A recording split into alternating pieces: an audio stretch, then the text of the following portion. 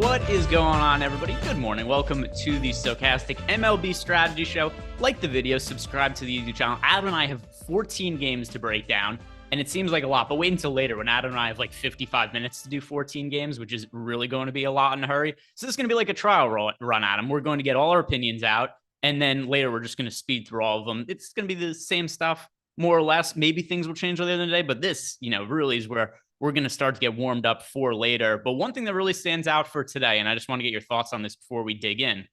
What do you make of DraftKings really screwing up the Giants pricing today? I would have been surprised if they didn't. So the Giants have, I don't know if I ever remember seeing this on a 14-game slate, but we have the Giants with a 26.8% chance of being the top value stack over on DraftKings because they're in Coors Field. That's a benefit. They're against Jose Urania, another benefit. And then like half the lineup is min or close to min price. So it is the most ridiculous thing I could remember seeing. So now the Giants are going to go pinch hit for everybody in the third inning or something like that. But we're going to get more into the strategy of the slate and some other spots we also like. So once again, do us a favor, guys. Like the video, subscribe to the YouTube channel. And if you want access to all of the tools we have over at Stokastic.com, you could sign up right now for a Stokastic Plus Platinum membership using the promo code MLB Live. And it can get you 50% off your first week of the package. So you'll get access to the player projections. We have ownership projections, top stacks tool, the top pitchers tool. Know the odds of each individual player being the highest scoring at their position with something like the top batters tool. And it's going to be really important for stuff like this on a 14-game slate where there's a lot of decision points to be had. But let's get into the games now, starting with the Philadelphia Phillies against the New York Mets. As far as pitching matchups go, this is one of the better ones on the slate. Aaron Nola on the mound for Philly. Chris Bassett on the mound for the Mets. Both of them are having good years. Both of them have high strikeout rates. The matchup isn't quite ideal for either because both the offense are also good. What do you make of the pitchers in this spot? Yeah, I mean, both pitchers certainly very talented. And like you said, both matchups are relatively difficult, particularly for Nola. Kind of surprised he's getting 24% ownership right now at 9,800 in this spot. Like, clearly he's a good pitcher, but the Mets don't strike out a lot. They do have a very good offense, and you do have other quality pitching options on this slate, and a few of them are in really, really good spots. So kind of surprised Nola's getting that much ownership. Maybe it comes down. Right now we have him with a 13.7% chance of being a top two pitcher, 24% ownership, only a 4% chance of being a top two value as well. So the way it looks right now, I think that I would probably get to less of him, but if that ownership comes down, it's certainly a spot to pay attention to because he does have a 27.9% strikeout percentage, 2.98 xFIP. Really, really good pitcher, no question about it. Just a pretty tough spot against the Mets. And then on the other side for Bassett, only getting 3% ownership with a 10% chance of being a top two pitcher. Kind of surprised that's as low as it is. Like, I think that as the day goes on, maybe you see Bassett's ownership come up a bit and Nola's come down. Bassett's another good pitcher. He's not as good as Nola, but a 24% strikeout percentage, 3.46 xFIP, an easier matchup against Philly, I think. Not an easy lineup, but not the Mets. So I don't know. I think the way things look right now, probably a little bit less interested than the field in Nola and a little bit more interested in Bassett. Yeah, and once again, Bassett only 3% ownership. If you guys are going to be heavy on the Giants today, which it could be unavoidable by the time we get to lock. I obviously really early in the day haven't built lineups, but if I want to go to the Giants and I'm looking for pitchers to be contrarian with, and by the way, pricing isn't even going to matter with the Giants at Coors Field because they're so cheap. Bassett looks like one of those pitchers at 3% ownership that would make a whole lot of sense to differentiate Giant stacks. Is that something that makes sense to you?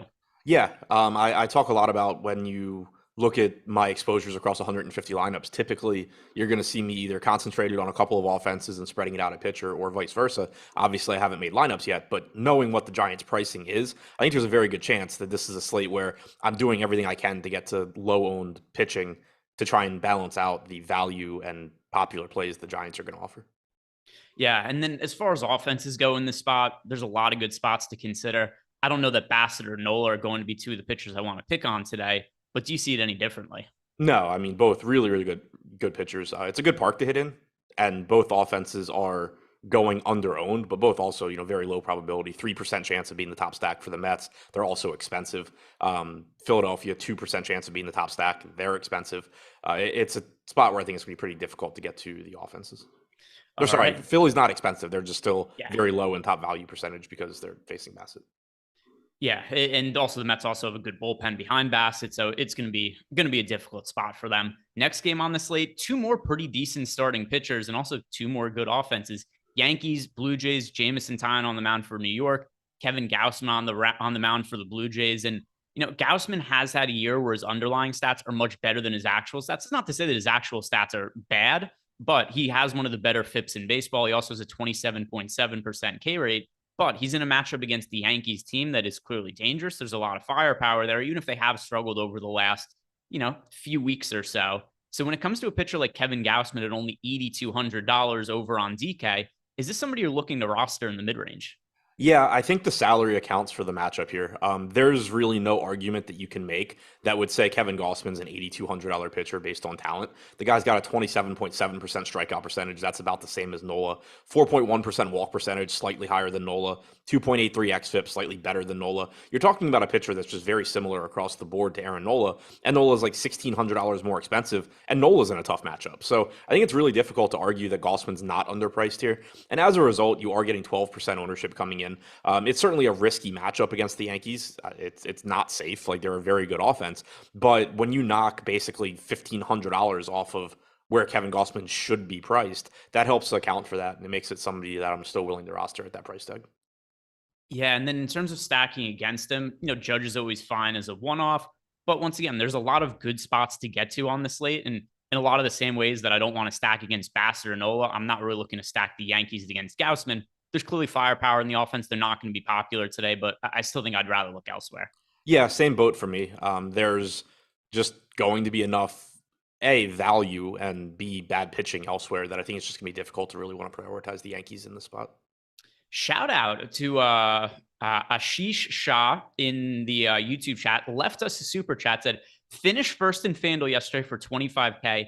Appreciate you guys. So I assume it's you that also tweeted at me this morning and said that you won 25K. It's always hard because, YouTube names and then also Twitter handles, a lot of it's fake, made up names, and it's hard to know if it's the same person. But either way, Ashish, congrats. That's a really, really good win. And if it is the same person that messaged me earlier, it was a Toronto Blue Jays stack with a Pittsburgh Pirates stack, which is a good time to transition and talk about the Toronto Blue Jays, because Toronto last night came through in a pretty big way. They were the winning stack in large field tournaments last night. And I know for me, my early morning lineups didn't go well, but it did on the night slate because I didn't play the Padres at all. And they ended up being like 50% owned in single entry. And then the Blue Jays were all like 2% owned, and they ended up scoring a bunch of runs against the Yankees. So this is a fairly tough matchup for the Blue Jays against Jamison Tyone. 4.04 expected ERA, 20.6% K rate. I don't know, really tough would be the right word to really identify it. But Tyone overall for the year has been decent. Not quite as good as the other pitchers we've talked about, but one thing that does stand out to me, for the second consecutive slate, we're getting almost no ownership going to Toronto. And at 1% ownership, I don't mind getting to them against Tyone because this is a powerful offense and Tyone doesn't miss that many bats. Yeah, I mean, out of the good offenses we've talked about so far that are in tough matchups, Toronto, I think, is clearly the one that I would get to first. I thought I would get to them yesterday. I didn't. I ended up just playing a ton of Padres, so my slate went really poorly. But like when you're talking about taking a low-owned, high-upside offense against either Tyone, Gausman, Bassett, or Nola, I think Tyone is clearly the one that you would target first.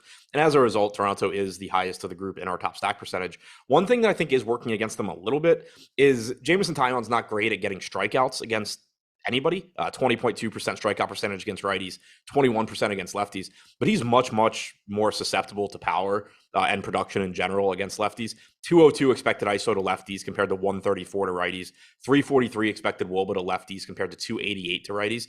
And you do have an entirely right-handed or almost entirely right-handed lineup for Toronto. That's not to say that it's, that scary for them, because you're talking about a lot of above average righties as well.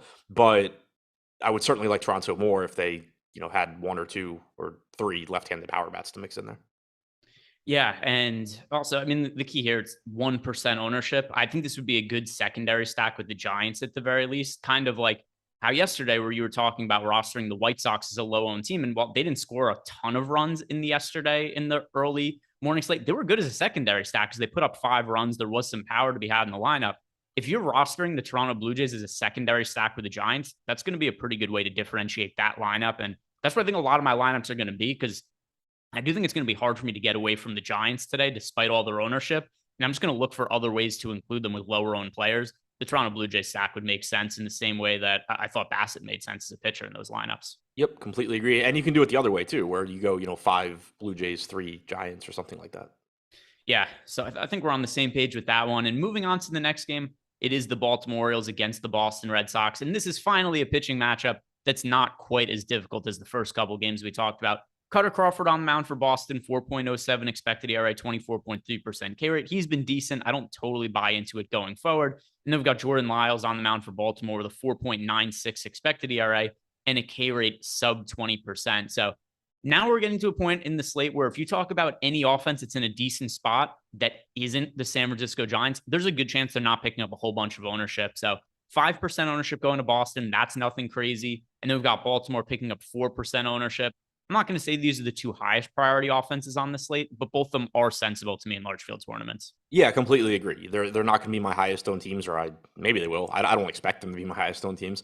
But it does look like a spot where you can target offense here. It's getting warm in Baltimore again. We had a few days where it was like 75, 80 degrees. Now I think it's 85, 90. So ball should carry a little bit better. Crawford's been susceptible to left-handed power in particular this year. 227 expected ISO, 343 expected WOBA to lefties. Does have a higher strikeout percentage against them, but he's giving up power there. And we know that Camden Yards plays up for left-handed power much more so than right-handed power these days. So that's a plus as well. Makes Mullins, Rutschman, Santander, Terran Vavra at only 2,400 look pretty good. Rougned Odor is minimum salary. He sucks. He should be minimum salary, but 2K second baseman, left-handed bat in Camden Yards. So all of those guys look pretty good. And then on the other side, Jordan Lyles is just kind of a middle-of-the-road pitcher. His job on the Orioles is basically to save the bullpen, go as deep into games as he can. He hasn't been horrible this year. 165 expected ISO to righties, 210 to lefties. Sets up as a very good spot for Rafael Devers in particular. Verdugo looks like a very good value. Xander Bogaerts is down to 4,300. JD is only 4K. So I think both of these teams are just pretty appealing to get to. Yeah, I think we're on the same page as far as this game goes. And now the next one to move on to is trying to do this with a little bit of pace, so we're not here all day. Pittsburgh Pirates at home against the Cincinnati Reds. I think that Graham Ashcraft is a decent real-life pitcher. He's a 3.9 expected ERA, only a 14.9% K rate, which I really think limits his viability for DFS purposes. Like, you watch Ashcraft pitch, it's like, oh, he's throwing like 101, 102 miles per hour sometimes. You figure like, oh, this guy has to generate strikeouts. For whatever reason, he's able to throw that hard and never generate any kind of swing and misses. So the matchup against the Pirates, I'm not really looking to get to Ashcraft, but I think he's good enough to where I don't want to stack against him either. What do you make of the matchup that Ashcraft has against Pittsburgh? So I do think his strikeouts come up a little bit going forward, but to your point, I don't think he's, at this point at least, a great strikeout guy. At AAA this year, he struck out 20%. So far in the majors, he's at 14.9%. Zips projects him for 17.8% moving forward. That seems, reasonable to me given how hard he throws. And this is obviously a good matchup against the Pirates, but there is a lot of good pitching on this slate. I don't think he's going to, stand out as a priority here. He's only picking up, 1% ownership. So if you want to use him just to sort of offset some of that Giants ownership, that's perfectly fine, but pretty far from a priority on this slate, even though the matchup is really good. Yeah, it's low priority on both sides for me. Probably something that ultimately, by the time I build lineups, doesn't end up in my player pool at all. But on the other side, Bryce Wilson, this guy sucks. He's a 5.58 ERA, expected ERA, only a 15% K rate. I know the Cincinnati Reds as an offense are not good, but they're really cheap. And I just don't think Bryce Wilson is capable of getting out major league hitters. So is this one of the rare spots we could look at Cincinnati as a viable stack on a really big slate? Yeah, I mean, they're okay. They offer some value. We have them with a 3% chance of being the top stack, which, to put that in context, most teams on this slate are between 2 and 4%. We have them getting about 5% ownership. They do project as a good value stack. You have Jake Fraley potentially leading off at 2,500. Moustakas is 2K flat. There's a lot of really cheap hitters in this lineup. There's also a lot of really bad hitters in this lineup. And it's not a great park to hit in either. So I certainly wouldn't say this team is a priority. I would agree that I'm more interested in the Reds today than normal, just because Bryce Wilson is particularly bad. 213 expected ISO to lefties is what really stands out from him. 388 expected WOBA to lefties, but still nothing to me more than a team where, if I need value that like isn't the Giants, so I'm playing, I don't know who else is popular on this slate stack wise. Nobody.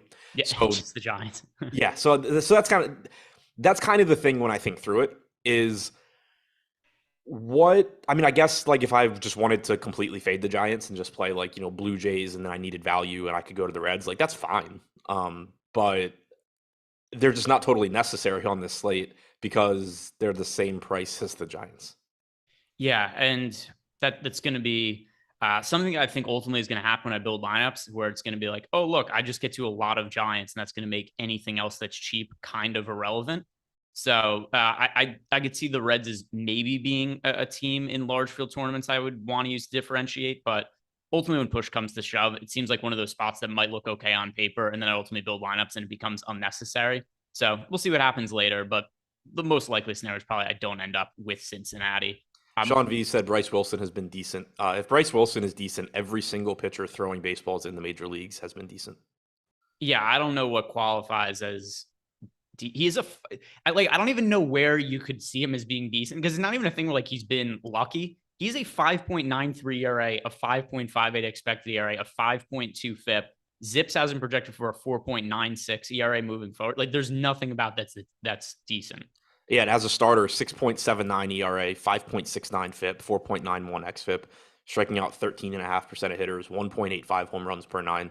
If we want to have the conversation like we have sometimes with basketball, where like chat will get upset because we say somebody's bad, and they're like, he was great at whatever college, and it's like, yeah, he's one of the best basketball players in the world. Bryce Wilson's one of the best pitchers in the world, but compared to other pitchers, he's awful.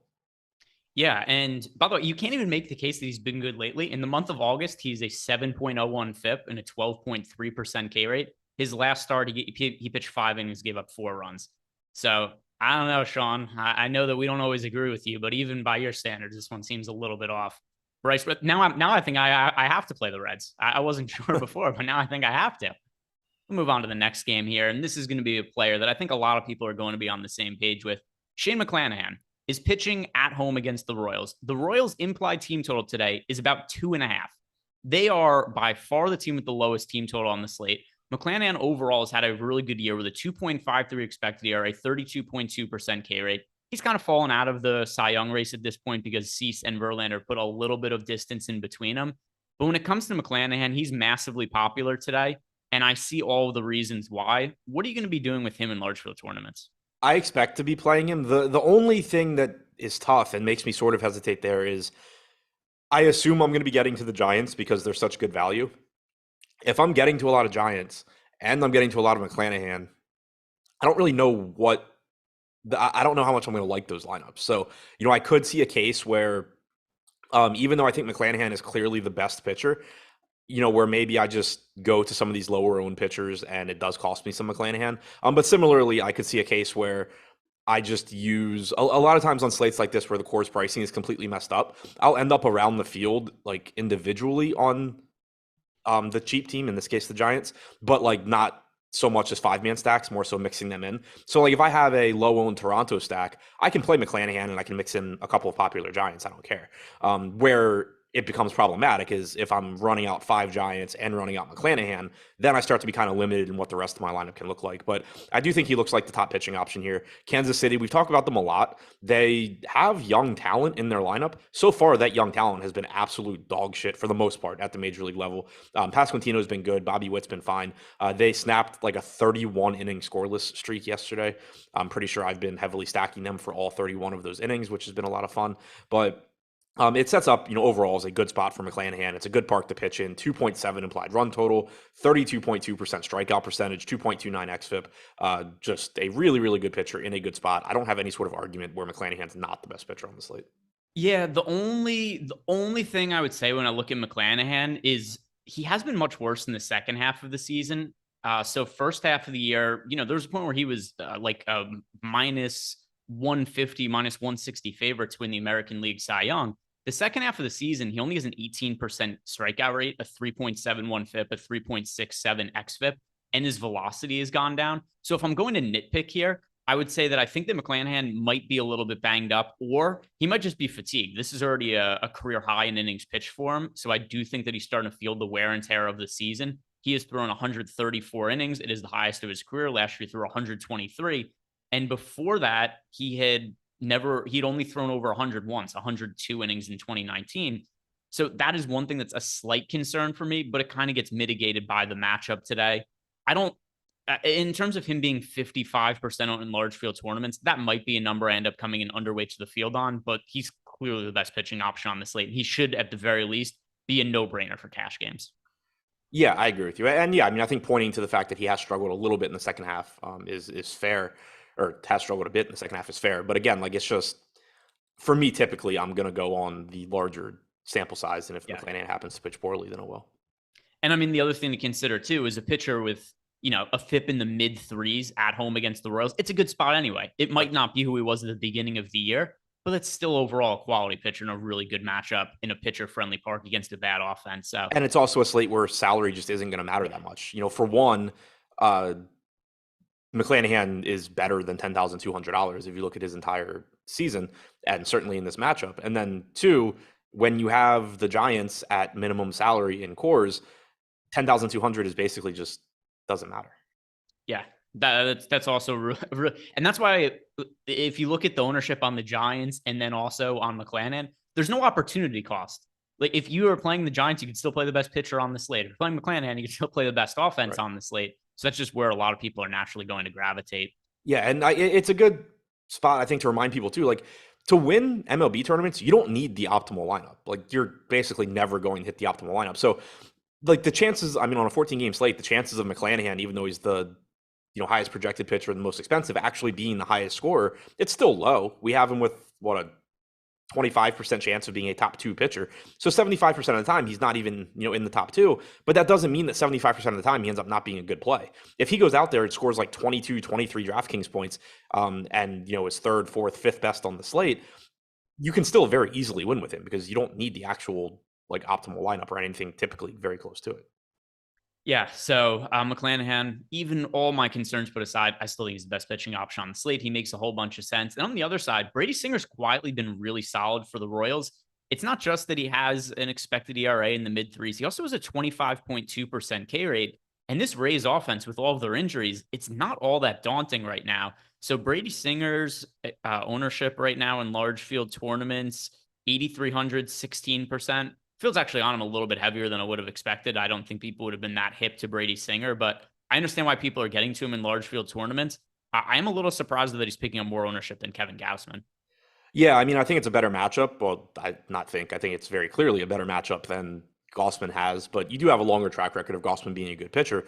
That being said, I do like the spot for Singer. He's pitching in Tropicana Field, which is nice. He has been very good this season, like you said, 25.6% strikeout percentage, 3.36 xFIP, and it's not like he came out of nowhere. This is a former first-round pick. He's considered a very good pitching prospect, and so far, he's been the only one that Kansas City has managed not to screw up. He also is the one that I play the least frequently out of him, Bubic, and Daniel Lynch, so that hasn't been a lot of fun. But I think the ownership here makes sense. Like if he were getting less ownership, I would be talking about how he should be getting more. So I think that the ownership makes sense. I think he's a good option. 25.6% strikeout percentage is very good. Only a 6% walk percentage as well. Got a super chat in here from Julio G saying, where is the best to look at for ballpark home runs allowed by left-right-hand hitters? I'm going to drop a link in here for you. So if you go to Baseball Savant, they have information for pretty much anything.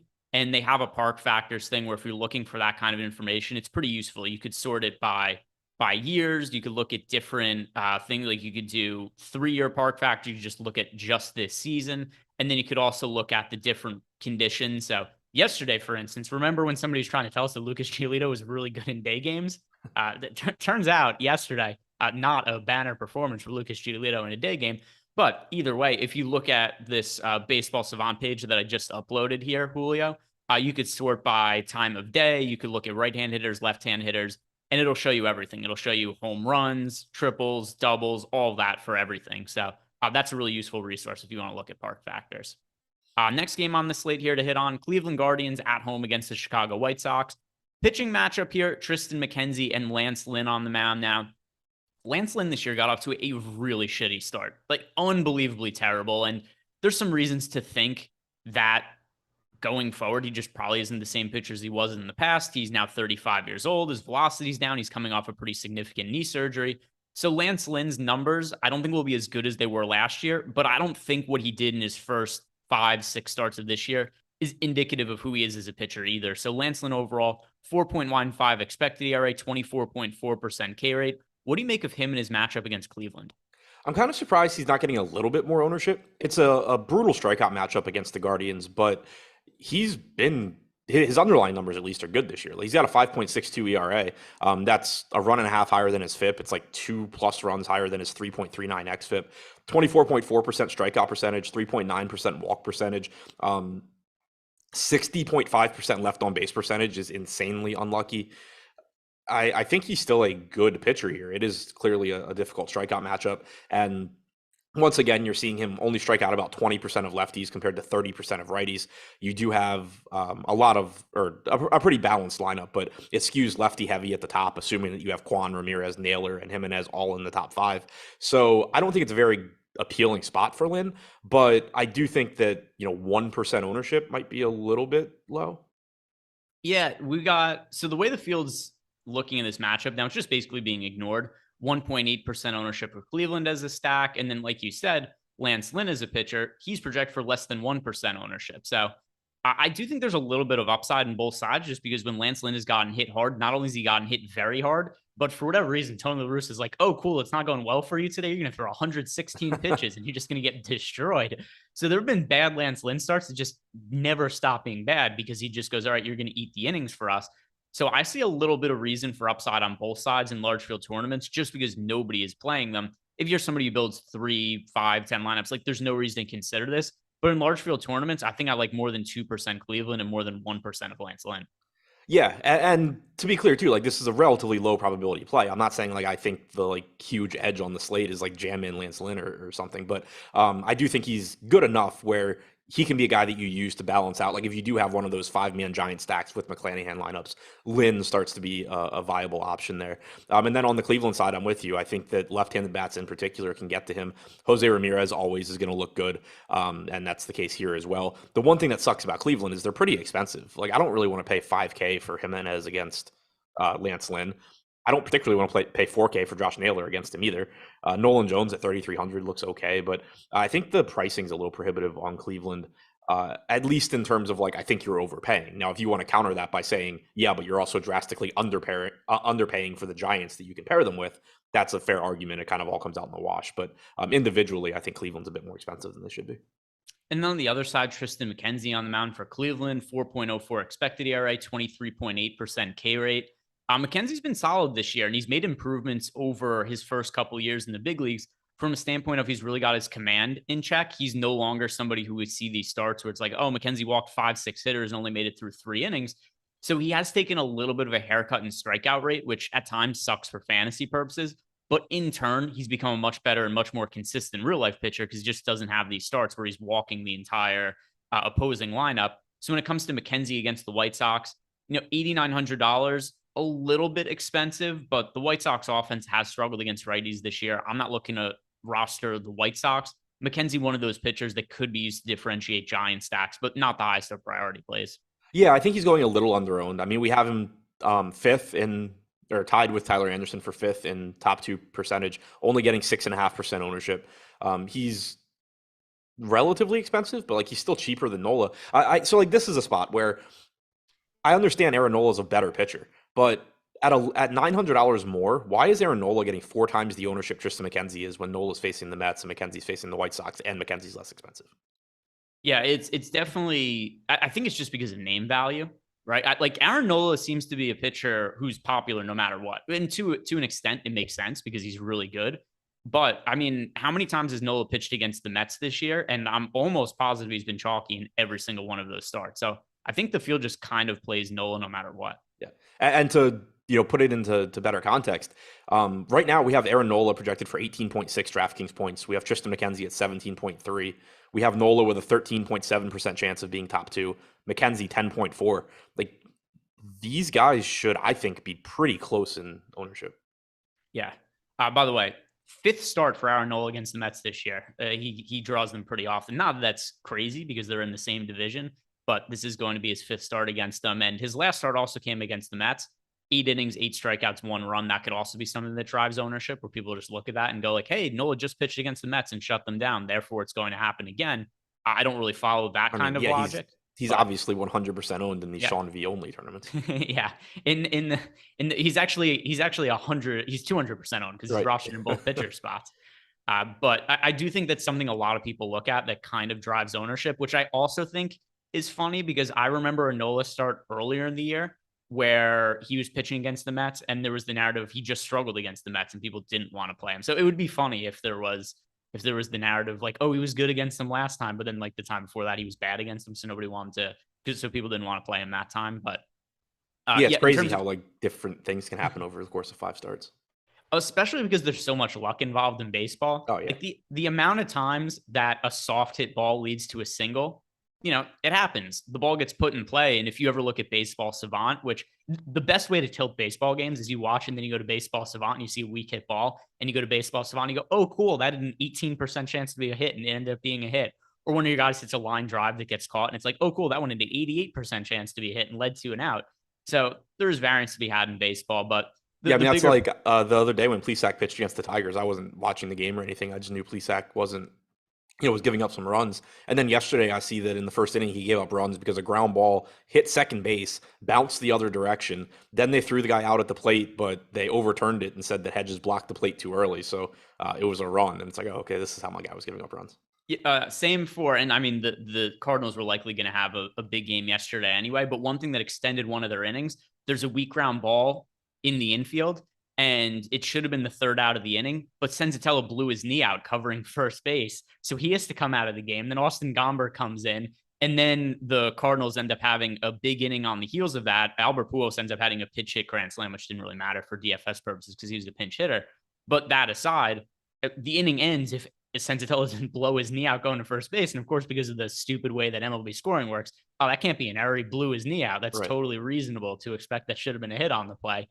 So yeah, like weird things happen in baseball all the time. But anyway, the bigger point here is relative to ownership. I do think McKenzie is a pretty good pivot off of Nola. Yep, I agree. There's not a ton of strikeouts in the White Sox lineup, and they do have some talent. But at the current ownership and given McKenzie's talent level, like you mentioned, the strikeout percentage being down, he's still at 24.2%. So it's not like, he's not one of those pitchers that completely scrapped getting strikeouts like we've seen some other pitchers do in the past. He just gets, goes from 28, 29% down to 24. But as a result, he doesn't walk 100 guys. Yeah. And I mean, there is actually kind of a case to be made that it helps his total strikeouts because he could work more innings Right. and he could throw more, he could face more batters. So McKenzie, not a bad pivot off of Nolan large field tournaments. Also, today's show is sponsored by Prize Picks. If you guys haven't signed up at Prize Picks yet, do it using the promo code Awesemo. That's not a mistake. Promo code Awesemo. We've changed the name of the site, still have some of the old promo codes. And when you sign up using that promo code Awesemo, you're going to get up to a $100 bonus on your first deposit, which is really a no-brainer because when you're making a new Prize Picks account, why would you want to start with no free money when you can start with free money? So use that promo code Awesemo. And then also we've got tools over on the site like the tools over at Odd Shopper. We've got projections for all different player props, give you the odds of numbers hitting over or under that player props. Really useful in building your prop cards out over at Prize Picks. Just make sure to sign up using that promo code Awesemo when you do head on over to Prize Picks and make your account for the first time.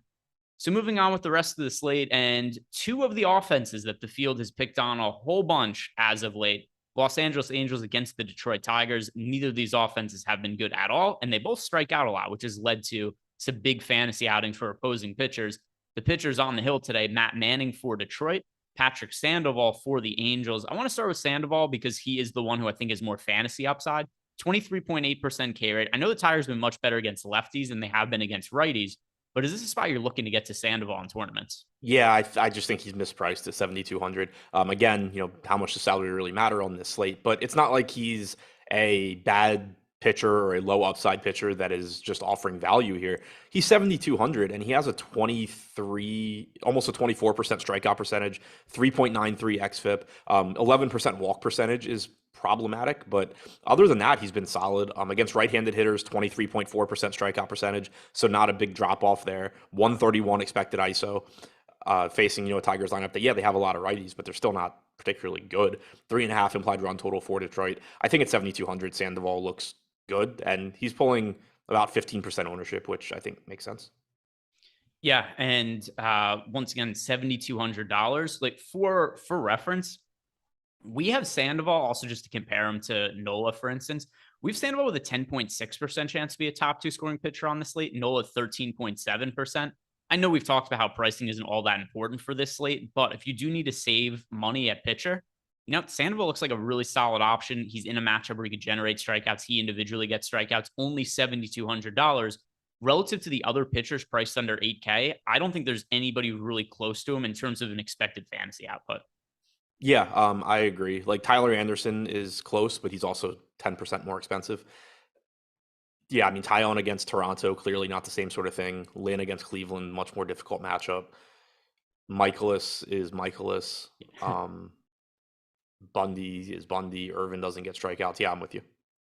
All right. And then other side of the game, Matt Manning on the mound for Detroit. So Manning is a pitcher who was one of the top prospects in baseball heading into last year, at least one of the top pitching prospects, and just really struggled at the big league level. This year, though, he has shown signs of improvement, and it wasn't hard to improve over what he did last year because he was legitimately really awful. But so far this year, 3.24 ERA, 4.01 expected ERA, 3.76 FIP. Also looked pretty solid in his AAA starts. 2.66 ERA and a 2.84 FIP. So we look at Matt Manning. It does seem like he's made some improvements over last year. He's thrown more strikes, which is a benefit because last year he was just miserable. Wasn't generating strikeouts, just walking a bunch of guys, giving up all kinds of hard contact. Considering the matchup against the Angels, is this a low-owned option to consider? Because the Angels' offense has just been miserable without Mike Trout, although there is a chance he returns today. Yeah, I mean, I think he's another like low probability, low owned guy that if he gets into a lineup here and there is fine. I do agree with you. Like, I never knew what to make of him last year because I can't really remember ever seeing somebody drop off from at least a highly regarded prospect drop off like from AAA to the majors the way Manning did. Not even in terms of like, or just in terms of production. You see that a lot where guys come up and they just get hit hard. But the fact that he just like could not get strikeouts in the major leagues, despite striking out 25% of guys at AAA last year, only struck out 14.8% in the majors. I couldn't remember anybody that was actually supposed to be good dropping off like that and didn't really know what to make of it. Then this year, like you said, 26.4% strikeout percentage at AAA, still walking 11.5% of hitters there, which is not what you want to see. 16.2% strikeout percentage in the majors this year, still not what you want to see, but is trending the right direction. 5 strikeouts last start against the White Sox, 7 the start before that against Tampa Bay. There is at least some semblance of underlying talent here. For whatever reason, he hasn't been able to put it together. The Angels are typically a good spot for pitchers to put it together. But all of that said, you have 27 other pitchers on this slate. A lot of them are actually good. So, outside of just saying like, well, he's low owned, he's facing the Angels, and maybe he'll actually be good for once, there's not a lot of reason that I want to get to Manning. Yeah, and the other key thing to consider is Mike Trout may be back in the lineup today. We don't know that for sure because Mike Trout said he was going to be back in the lineup like 3 weeks ago, and obviously that has not happened yet. But if Trout's in the lineup, that drastically changes the outlook for Manning because that is as big of an upgrade as any team could possibly make, especially considering what the replacement level players look like for the Angels. Next game here, it is the Houston Astros against the Atlanta Braves. And I'm kind of curious to hear what you think about Lance McCullers because his first start of the season, he ended up producing good results, but he was also pitching. Was it against the Tigers or the A's? I remember it was one of those two teams. Oakland, yeah. So he pitched really well against Oakland, but it's Oakland. And his minor league results were really, really poor this year. He's coming back from another elbow injury. So McCullers in the minor leagues this year, he made 3 rehab starts and he was walking a bunch of guys. He had a 7.15 ERA. 5.82 expected ERA or 5.82 FIP in those starts. So he looked good in his first outing in terms of he didn't give up any runs, but he did also walk a lot of guys. He's a fairly tough matchup against the Braves here.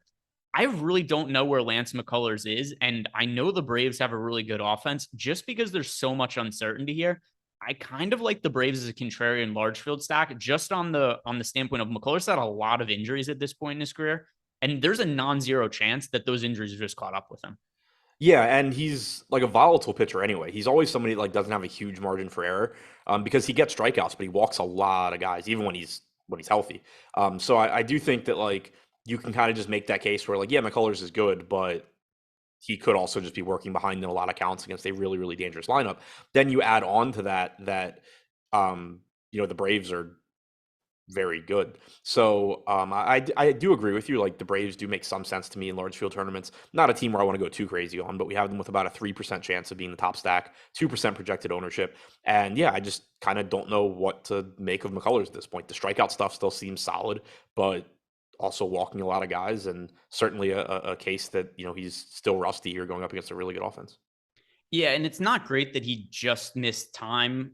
Was it a year and a half ago? He had Tommy John surgery, and then he misses almost the entire this season. So a little like 70% of this season with an elbow slash forearm injury. It's just a lot of concern I have with McCullers, and it's enough for me to want to get to a low owned Braves team in large field tournaments. Then starting for Atlanta, Kyle Wright's on the mound. He's been solid this year. The strikeouts have dipped a little bit as the season's gone on, and I don't really want to play him against the Houston Astros, but Kyle Wright, 4.07 expected ERA, 23.4% K rate. Is he a good enough pitcher that it mitigates your interest in rostering Houston today? I think so for the most part. Like they're an offense that obviously you can always get to. We have them kind of similar to the Braves, 3% top stack percentage, 2% ownership projection. Wright is solid. He started off the year incredibly well and then sort of has taken a step back. But 108 expected ISO to righties, 180 to lefties. So as usual, sets up well for Kyle Tucker and Yordan Alvarez in particular. But Altuve is good enough. Bregman's good enough. Mancini's got some power. So if you get to some Houston, that's fine. But it's not something that I expect to be really prioritizing here against Wright. Yeah. Let me see. Where do we have him right now in terms of odds and owner? So 3.4% top stack odds, 2% ownership. It's a team that I think does look under owned just based on the numbers. Whether I actually ultimately get to them when they build lineups, it feels like one of those teams I probably just won't get to Kyle Wright or the Houston Astros. If I had to pick one side, I do favor the Astros a little bit more than Wright, but everything low priority there either way. Next game on the slate, Minnesota Twins at home against the Texas Rangers. The pitching matchup, Dylan Bundy, Martin Perez. Safe to assume you don't like either of the pitchers in this game. That is safe to assume. And then as far as the offenses go, Perez is generally a pitcher I don't love picking on just because high ground ball rate. He has bad starts here and there, but typically doesn't get blown up and doesn't really give up a whole bunch of home runs. So I don't love the Minnesota Twins offense. And then as far as Texas goes, their offense has had some spots lately where they've been really popular. For today, though, they're also picking up some ownership, 4.3%. We only have 2.6% top stack odds. I just think there's better offenses to get to at less ownership than the Texas Rangers. So overall, this game is not one that I think is all that appealing. Yeah, it's kind of just two middle of the road spots for me. Like I don't mind the Rangers against Bundy, but I do think it's worth noting that he has done a little bit better job limiting power this year. 166 expected ISO to righties, only 136 to lefties. You still have plenty of power, especially at the top of the Rangers lineup. Nate Lowe is pretty cheap at 3,200. Jonah Heim is always a decent catcher option. Seager, of course, always one of the best shortstop options, but only a 3.7 implied run total here. And again, Bundy's just done a little bit better job of limiting that power. And then, like you said, with Perez, he pretty much always does a good job limiting power. 113 expected ISO to righties. That's not to say you can't play Buxton, Correa, Miranda. Like these guys all have substantial power, but it makes me think that I'm not going to get to too much of either side of this game. Also, I think worth noting, for one, this appears to be the one game on the slate that may have some rain concerns. But two, it's only supposed to be around 70 to 75 degrees, it looks like. And we are back to a lot of these other spots getting, 85, 90 degree weather. So that's one reason too why you probably see a little bit lower run total here. Yeah, I think that's also a really good point. And the next game we talk about, there's going to be a lot of interest in the offense. It's the Coors Field game, the Colorado Rockies against the San Francisco Giants. The Giants are appropriately priced on FanDuel, certainly relative to DraftKings. Like FanDuel recognizes, hey, this is a decent offense in a really hitter-friendly environment against a terrible pitcher. So they have price points I would still say are a little bit too cheap, but it's not as crazy as what DraftKings has done, where this entire team is priced crazy low to the point where it doesn't make sense. I don't know what the pricing algorithm is looking at here. And it's multiple starts we've seen where teams have gone up against Jose Urena, where they haven't been all that expensive. Urena has a 5.8 expected ERA and 11.9% K rate. I don't understand what's going on with the Giants pricing, but it's kind of making them unavoidable. Yeah, it's just it's a situation where, like, yeah, the ownership is problematic and you need to find ways around it, but they're so cheap that they're going to let you do whatever you want with the rest of your lineup. So instead of like in the past where it used to be you kind of would have to choose, for example, between like McClanahan and going to the Giants. Here, if you just like flat out say, oh, the Giants are popular, I'm not going to play them, not only are you avoiding what is pretty obviously the best offense, but you're also losing out on the ability to then build, play the best one-offs and play the best pitching around them. It just puts you in a position where like you're really behind the eight ball, I think, if you just flat out say like, oh, they're popular, I'm not playing them. I think it's, for me, typically what has ended up happening on these slates most of the time is that I do end up either just jamming them in and finding like a lot of contrarian secondary stacks, or using, two mans, three mans, getting around the field in terms of ownership on the individual players, but spreading it out across lineups kind of, because the combination of it's not just that they're the most likely team to succeed. They have, 19% top stack percentage. That's easier to avoid. Like if you make them expensive, but tell me they have a 19% chance of being the top stack, then it's still a little bit easier to avoid, because I can say like, oh, okay, well, I will offset their chances of being the top stack by getting good pitching and good one-offs. But here, not only are they the top stack by a very high percentage of the time, but they're also the top value. And so you're just the lineups, like if you just don't play the Giants, the lineups that you build are going to be so far off in terms of projection that it's going to be kind of hard, I think, even factoring in the lower ownership to push them far enough up where I want to play them. Yeah, and cash games, you're playing 5 Giants on DraftKings. You're playing 5 Giants, you're playing Shane McClanahan. This is where all the best value is on the slate. And then in terms of tournaments, where I think they really are going to make a lot of sense is, for instance, earlier I talked about Toronto Blue Jays. It's a stack that's only 1% owned, I think, as upside. No worries about playing as many Giants as possible in those kind of stacks. So it's just finding some lower owned pitchers that we like in San Francisco stacks, finding some lower owned secondary stacks to go with them. And then it kind of mitigates the ownership there because you're playing other players that people aren't playing. Not every player in a baseball lineup has to be contrarian to make it a contrarian lineup. If you have one pitcher that's 2% owned, 3% owned, like Chris Bassett, the whole lineup is fairly contrarian. People aren't playing that one player. Therefore, the rest of the lineup is contrarian. So don't think you have to go totally crazy with ownership. Yeah, and also looking at the Rockies bullpen, because somebody mentioned the Giants pinch hitting. Unless they make changes today, based on what I'm looking at, they have 2 lefties out there, but one of them is Gomber, who threw 60 pitches yesterday. So they essentially have one left-handed reliever that, they could use to maybe force pinch hitters in. But yeah, obviously the pinch hit risk is not great. But I do also prefer them when they're facing righties, because the guys like Austin Slater are getting pinch hit for. Jack Peterson, depending on how the game's going, they can leave him in. Lamont Wade probably gets pinch hit for, but if he's 2,400 leading off, who really cares? He's still going to get his at-bats. Brandon Belt's probably going to be in there regardless. Crawford probably plays regardless. So I don't have quite as much pinch hit risk or pinch hit concern when because their better players are left-handed. So I don't worry about it quite as much, because one, opposing teams have way more right-handed relievers than they do left-handed relievers. 2, the Giants' best players are left-handed, so benefit of the doubt I think kind of goes to leaving them in, and then also in this case they're just really cheap, so it's kind of factored in anyway. And then on the other side of the game, Alex Wood is pitching for the Giants. It's always going to be hard to consider a pitcher in Coors Field. Alex Wood, also the Rockies, a little bit better actually quite a bit better against left-handed pitching than right-hand pitching.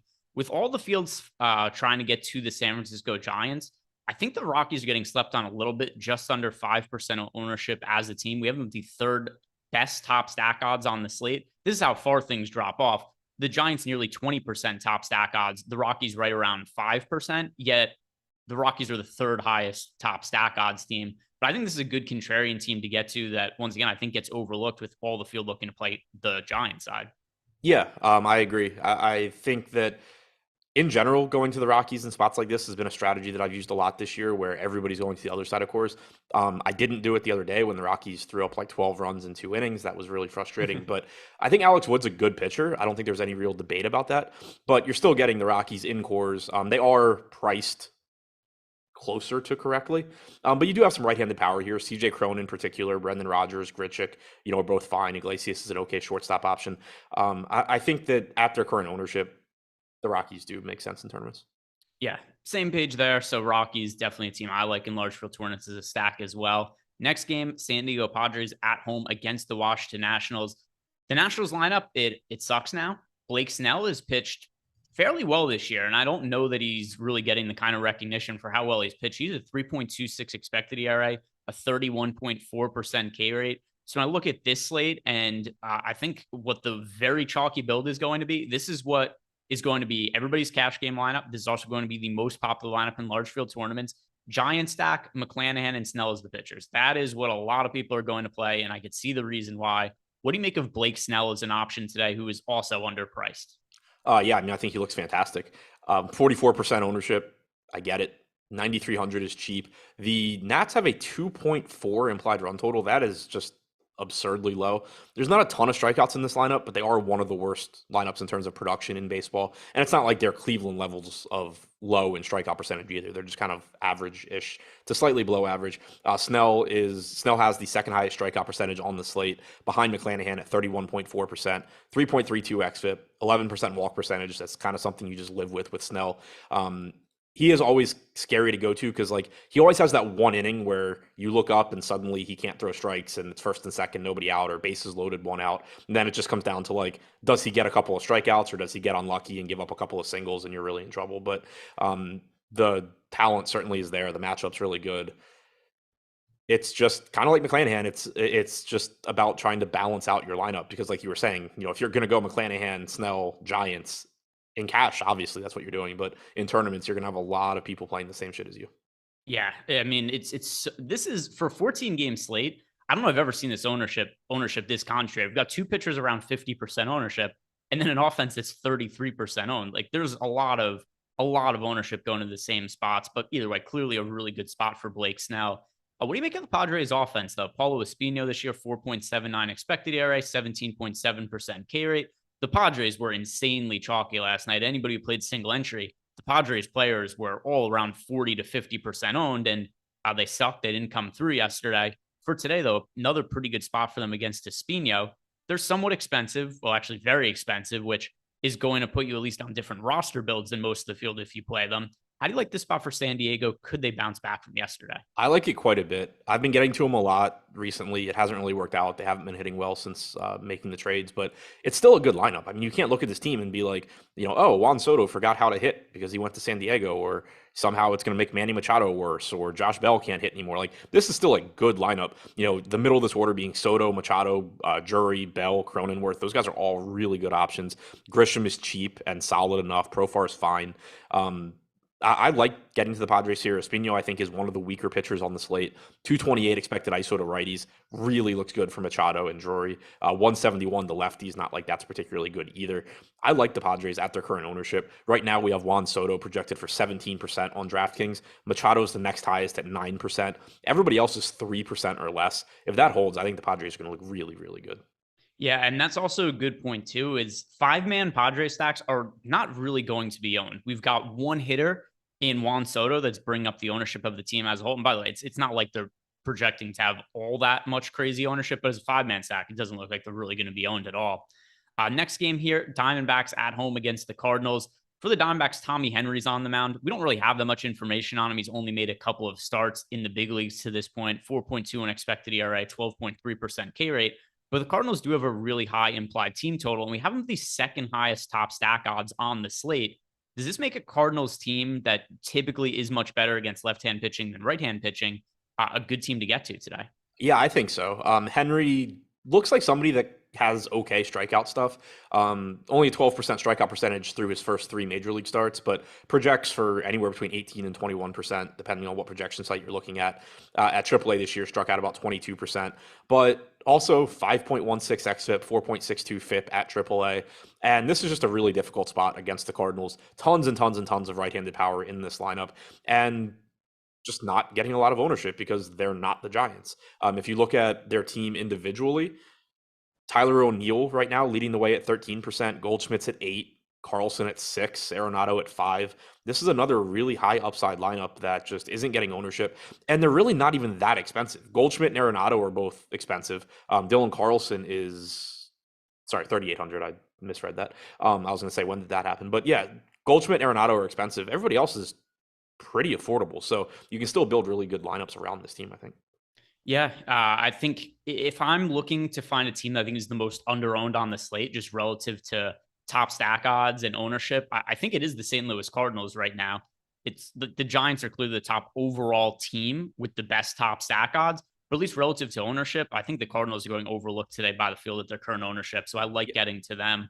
On the So other I side, agree with that. One thing I do want to mention, I just thought about it when you were talking. One trend I think that we have seen, especially in larger field tournaments, is on these core slates. A lot of times, the cores, in this case, the Giants, have ended up coming in, I think, lower owned than projected. And as a result, teams like the Cardinals, that are like second best have been higher. I know, the time that we really saw it was that time the Dodgers were in cores and the Braves were projected to be really under owned. But there have been a lot of slates where I end up heavy on the cores team. And then when ownership comes out, I'm like, oh, wow, cool. Like I got them at 20% and this other team is like 15 or 16%. So I do think that's one thing to keep in mind is I think you're just seeing, as DFS fields get sharper, even in the large field tournaments, or especially in the large field tournaments, I think you are seeing players adjust a little bit better to where, you're just, or maybe I guess you could kind of frame it either way. Either they're still really bad and they're just not playing the Giants, or they're more advanced and they're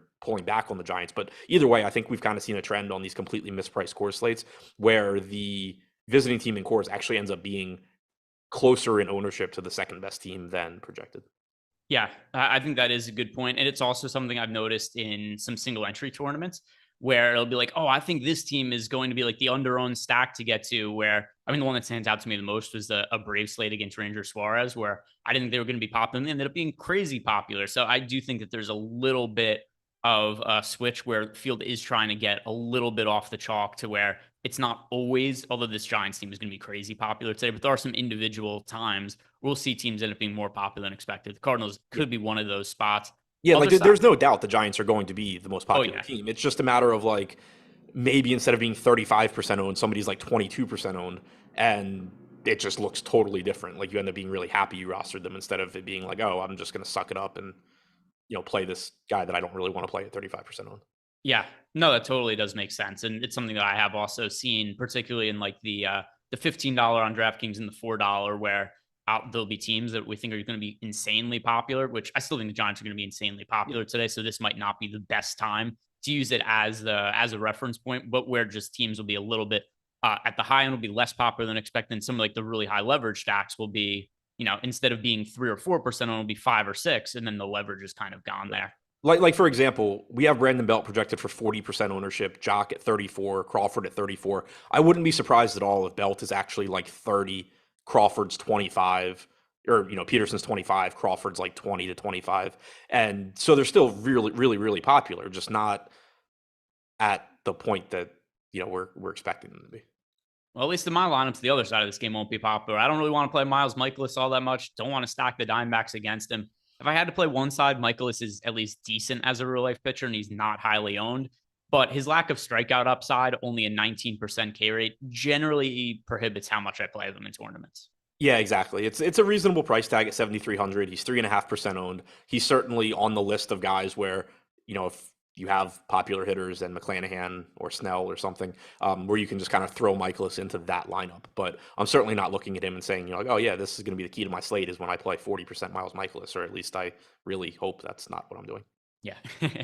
I am certainly not going to be playing 40% Miles Michaelis. If I do, then I'm like withdrawing entries from the slate. If that's what the data says I should be doing. Next game here to talk about Seattle Mariners, Oakland A's. The pitching matchup, Marco Gonzalez against Cole Irvin. I don't like either of these pitchers. They both have expected ERAs in the mid fours. Neither of them generate strikeouts. The Oakland A's offense, though, is terrible. So I wouldn't be surprised if people ultimately end up getting to Marco Gonzalez. He is currently projected for, let's see, what's the ownership projection on Marco Gonzalez? He is at, only 0.1%, 0.9% projected ownership. It's still going to be a tough one for me to consider, though. Mark Gonzalez, A's offense, there's nothing I really like in that matchup, but do you see it differently? Two shitty teams going head to head there. No, I mean, if pricing were correct on this slate, like if McClanahan's 11K and the Giants are all like 5K, I think you would see Marco Gonzalez getting some ownership just because he's 6,100 and he would be a good value pitcher. But pricing is just so broken that in most lineups where you would, in theory, play Marco Gonzalez, you're going to be able to just bump him up to somebody that actually gets strikeouts and is a good pitcher. So it's if you have to play Marco Gonzalez, fine. But I think just in most lineups, you're going to be able to improve that spot. It certainly is a perfectly fine spot for him, though, in Oakland against the A's. Yeah, I was talking about him. I was just kind of expecting he was going to have a little bit more ownership, but nobody's really playing him. I guess he is unnecessary today. 6,100 if he was in like 1-2% of lineups, that would be okay, but definitely not a priority by any means, nor the Oakland A's offense. And then pitching for Oakland, it's Cole Irvin going up against a fairly decent Seattle Mariners team. The rub, though, is that Cole Irvin isn't a total gas can. 4.48 expected ERA just doesn't generate strikeouts. And this is a pretty pitcher-friendly ballpark in Oakland. So the Mariners are going to be a difficult team for me to prioritize with all that being considered. Do you like the Mariners at all? I like him a little bit. Like, I agree with all your points. Irvin's not a gas can. The park isn't good for hitting. It's supposed to be like 70 degrees. He has a lot of 218 expected ISO to righties this year, and there is right-handed power in this lineup. In particular, Julio Rodriguez sitting at 2.6% projected ownership looks really good. Mitch Haniger, 3,700 at 3% looks good. Ty France, sub 1%. Like, I like the idea of the Mariners at basically like 1% ownership. You can pair them with the Giants. You can full stack them and, go somewhere else, whatever you want to do. But Julio Rodriguez in particular, I do really, really like here. But yeah, I mean, I agree with you. Overall, it's not a great hitting environment, or it's an actively bad hitting environment. It's not a great spot overall. Yeah. So large field tournaments, are the Mariners worth maybe a little bit of exposure? Perhaps, but low priority play. Final game on the slate, Dodgers, Marlins. Jesus Luzardo finally having the breakout season I think everybody thought he had the potential to have when he first broke into the big leagues. Injuries have been an issue, but at least when he's been healthy, a 3.12 expected ERA, a 31.4% K rate. Absolutely hate the matchup against the Dodgers, but I do think the Dodgers may be going a little bit overvalued in our top stacks tool with one of the higher top stack odds on the slate, because I really do respect Luzardo as a pitcher and what he's shown this year. Yeah, I do think he's good. What do you remember what the A's got for him? Starling Marte. Starling Marte, yeah, who they of course didn't read. They got half a year of Starling Marte for Luzardo. Excellent trade. Yeah. Obviously working out for Luzardo, so congrats to him. But yeah, like the Dodgers are getting some ownership, and I think it's fine. Like they're a really good offense. If they were one of these teams getting 1 or 2% ownership, I would say I really like them. Where they're at, I think, kind of just neutral. Luzardo has not only been good at getting strikeouts this year, 143 expected ISO, 284 expected WOBA to righties. So it's not even like he's been one of these guys that's like giving up a lot of power, but also striking guys out.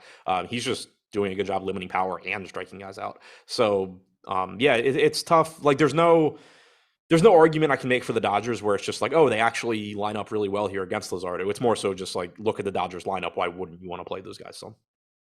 Yeah. And then also, let's see, where's Luzardo priced at? Luzardo is 8,800. That's a little bit prohibitive. I wish he was cheaper and low owned, because that would have made him somebody I would consider in large field tournaments. $8,800. Does that do anything for you? I think it's tough to really want to get to.